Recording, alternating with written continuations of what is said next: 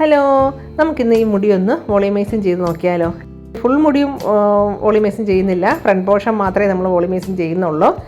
ഫ്രണ്ടിൽ തീരെ ഉള്ളില്ലാത്ത പോലെ ഒട്ടിക്കിടക്കുന്നെന്ന് പറഞ്ഞ്, അപ്പോൾ അതൊന്ന് മാറ്റാനായിട്ട് നമുക്ക് ഫ്രണ്ട് പാർട്ട് മാത്രം ഒന്ന് വോളിമൈസിങ് ചെയ്ത് നോക്കാം. ഞാൻ വോളിമൈസിങ്ങിൻ്റെ വീഡിയോ ധാരാളം ചെയ്തിട്ടുള്ളതുകൊണ്ട് ഏകദേശം നിങ്ങൾക്ക് അറിയാമായിരിക്കും എങ്ങനെയാണ് ഇത് ചെയ്യുന്നതെന്ന്. മുടിയുടെ തിക്നെസ് കൂട്ടാനായിട്ട് ഏറ്റവും നല്ല വഴിയാണ് വോളിമൈസിങ്. സ്മൂത്തൻ ചെയ്താൽ മുടിക്ക് ഒരു ഭംഗി ഉണ്ടാവുന്നേ ഉള്ളൂ, പക്ഷേ ഉള്ളു കൂടണമെങ്കിൽ വോളിമൈസിങ് ആണ് ഏറ്റവും ഫലപ്രദം.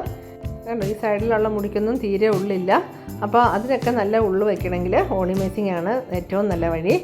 ചെയ്ത് കഴിയുമ്പോൾ സൈഡിലുള്ള മുടിക്കൊക്കെ ഇത്രയും തിക്നെസ് ഉണ്ടാവും. ചെയ്ത് കഴിഞ്ഞിട്ടുള്ള ലുക്കാണിത്. അപ്പോൾ നമുക്കിനി വോളിമൈസിങ് ചെയ്യാൻ തുടങ്ങാം. അപ്പോൾ എവിടെയാണോ മുടി വോളിമൈസിങ് ചെയ്യേണ്ടത് ആ ഭാഗം മാത്രം സെക്ഷൻ തിരിച്ചെടുത്ത് ബാക്കി മുടിയെല്ലാം കൂടി നന്നായിട്ട് കെട്ടിവെക്കാം.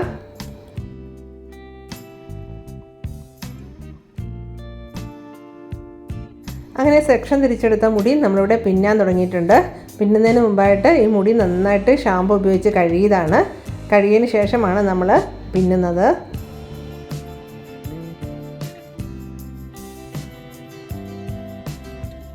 നമ്മളിങ്ങനെ പിന്നിയെടുക്കുന്ന മുടി നല്ല ടൈറ്റായിട്ട് തന്നെ പിന്നിയെടുക്കണം, ലൂസായിട്ട് പിന്നരുത്.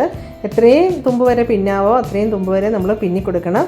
കാരണം ഈ പിന്നൽ വരുന്ന സ്ഥലത്താണ് നല്ല വോളിയം കിട്ടുന്നത്. അതുകൊണ്ട് മാക്സിമം തുമ്പ് വരെ നമ്മൾ പിന്നിയെടുക്കണം.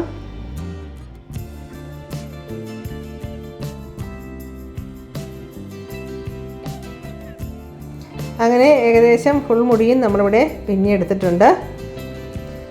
ഇപ്പോൾ നമ്മുടെ പിന്നലുകളെല്ലാം പൂർത്തിയായി. ഇനി നമുക്കിതിൽ ക്രീം അപ്ലൈ ചെയ്ത് കൊടുക്കാം.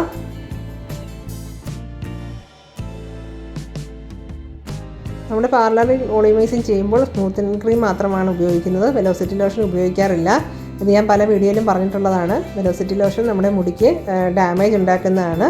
എന്നാൽ സ്മൂത്തനിങ് ക്രീം കൊണ്ട് അങ്ങനെ അത്ര കാര്യമായിട്ട് ഡാമേജ് ഒന്നും മുടിക്ക് വരാറില്ല. അതുകൊണ്ട് സ്മൂത്തനിങ് ക്രീമാണ് നമ്മൾ ഉപയോഗിക്കുന്നത്. വെലോസിറ്റി ലോഷൻ ഉപയോഗിച്ച് ചെയ്യുന്ന മുടിക്ക് യാതൊരു ഗ്യാരൻറ്റിയും ഉണ്ടാകത്തില്ല. അത് മുടി പൊട്ടിപ്പോകാനൊക്കെയുള്ള ചാൻസ് ഉണ്ട്. ഒത്തിരി പ്രശ്നങ്ങൾ ആളുകളൊക്കെ പറഞ്ഞിട്ടുണ്ട്. പക്ഷേ ഈ സ്മൂത്തനിങ് ക്രീം വെച്ച് ചെയ്യുമ്പോൾ അങ്ങനെയുള്ള പ്രശ്നങ്ങളൊന്നും കാണാറില്ല.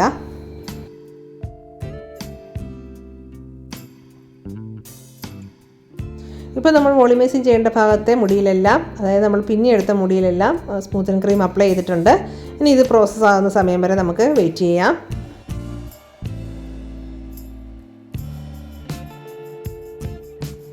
ഇപ്പോൾ നമ്മുടെ പ്രോസസ്സിങ് ടൈം കഴിഞ്ഞു. നമ്മൾ മുടി വാഷ് ചെയ്തെടുക്കുകയാണ്. നമ്മൾ പിന്നിയ മുടിയിലാണ് ക്രീം അപ്ലൈ ചെയ്തത്. ആ പിന്നിൽ അഴിക്കാതെ തന്നെയാണ് നമ്മൾ ഇത് വാഷ് ചെയ്തെടുക്കേണ്ടത്. അതുകൊണ്ട് ഇച്ചിരി സമയം എടുക്കും ഇത് വാഷ് ചെയ്തെടുക്കാനായിട്ട്. നല്ല രീതിയിൽ വാഷ് ചെയ്തെടുത്തിട്ട് വേണം നമുക്കിത് ഡ്രയർ കൊടുക്കാനായിട്ട്.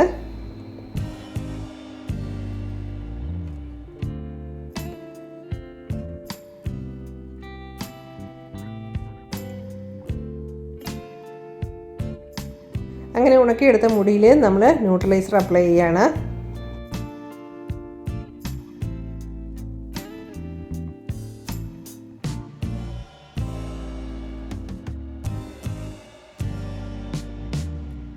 ഇനി അതിലെ പിന്നിലെല്ലാം അഴിച്ചിട്ടാണ് നമ്മൾ മുടി വാഷ് ചെയ്യുന്നത്.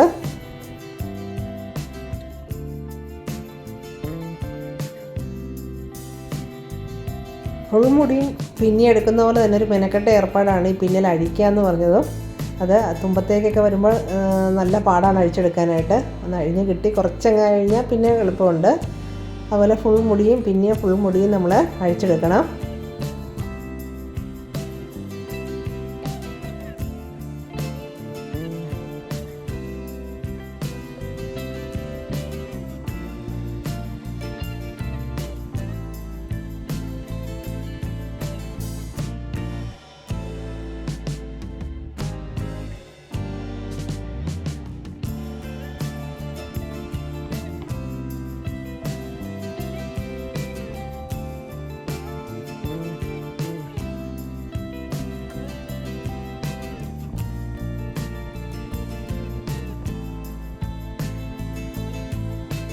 ഇങ്ങനെ ഫുൾ പിന്നലും അഴിച്ചെടുത്തതിന് ശേഷം നമ്മൾ ഈ മുടി ഒന്നുകൂടെ നന്നായിട്ട് വാഷ് ചെയ്തെടുക്കുന്നു.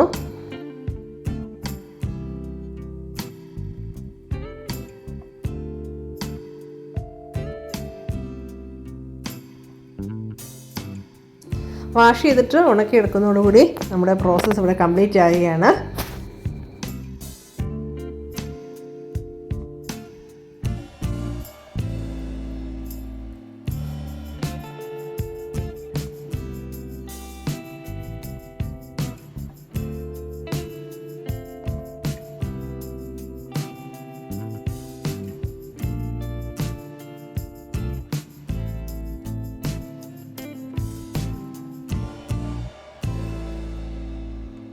ഇതാണ് ഈ മുടിയുടെ ഫൈനൽ റിസൾട്ട്. കണ്ടോ, നമ്മൾ സൈഡിൽ ഉള്ളിലിരുന്ന് പറഞ്ഞ ഭാഗമൊക്കെ ഇപ്പം നന്നായിട്ട് ഉള്ളു വെച്ചിട്ടുണ്ട്. നല്ല സ്ട്രെയിറ്റ് ആയ പോലെ സൈഡ് കിടപ്പുണ്ട്, പക്ഷേ ഒട്ടിപ്പോകാതെ ഇച്ചിരി ഉള്ളോട് കൂടി സ്ട്രെയിറ്റ് ആയിട്ടാണ് കിടക്കുന്നത്. അപ്പോൾ ഇതാണ് ഇന്നത്തെ വീഡിയോയിലെ വിശേഷം. മറ്റൊരു പുതിയ വീഡിയോ ആയിട്ട് വരുന്നവരെ bye bye. Thanks for watching.